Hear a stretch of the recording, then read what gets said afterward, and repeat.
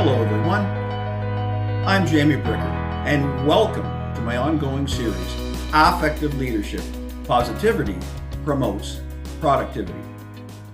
And in today's discussion, I'm going to focus particularly on 5 key steps to establishing better optics. Because better optics lead to more credibility in the affective leader. Now, the first key is all about recognizing blind spots. Blind spots can inadvertently distort a message.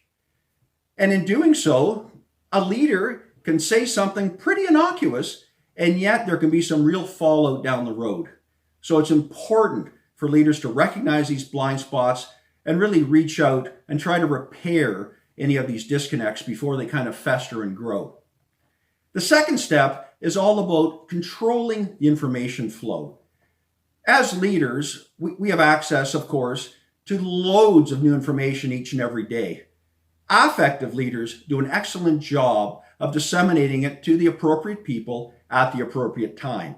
I kind of look at it as there's the must know, there's the should know, the could know, do not need to know. And of course, the variables will always be determined by A, the specifics of the information, and B, the job description of that given person. But rather than having people just kind of drowning in data and facts and figures that don't really, add anything to their day type thing, affective leaders do a great job of determining the appropriate location for it. Number 3 is all about really activating what I call peripheral vision.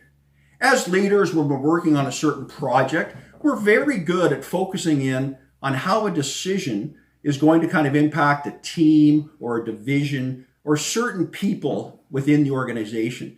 However, I think we could do a much better job in general of widening our viewfinders and really considering those peripheral people who are going to be indirectly affected, and just to kind of give them the heads up and minimize surprises and things of that nature.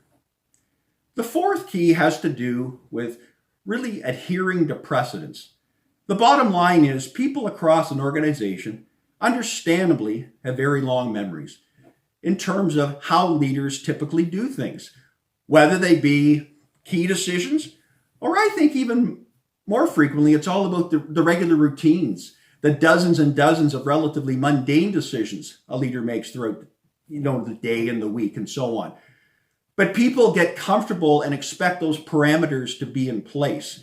And when there's any kind of deviation from the norm, so to speak, or it's seen at all that, like, quote, the rules have changed, that really has to be done very judiciously by the leader, because otherwise people across the organization really start to look at things like double standards and really can give kind of a sense of favoritism or things of that nature.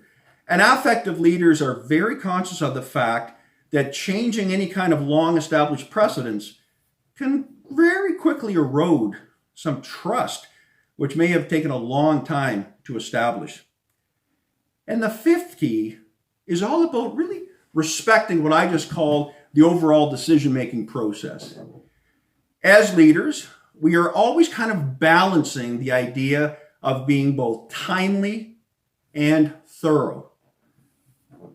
Case in point, if decisions are rushed, you don't have all the facts, but you feel under some kind of time constraint to make a decision, unfortunately, that can really trigger a lot of very necessary but very awkward retractions down the road. On the other hand, if big decisions are constantly kind of delayed, then of course leaders get the reputation for being indecisive and a bit waffling and so on. So affective leaders do a really good job of balancing the whole ideas of we need it in a timely manner, but we have to do our homework before we render those key decisions. In closing, we are all very well aware of the fact that leaders live in a fishbowl 24/7. But affective leaders, they embrace their fishbowl existence, and they make sure that whenever anyone in the organization is looking in that fishbowl, first and foremost, they see credible leadership.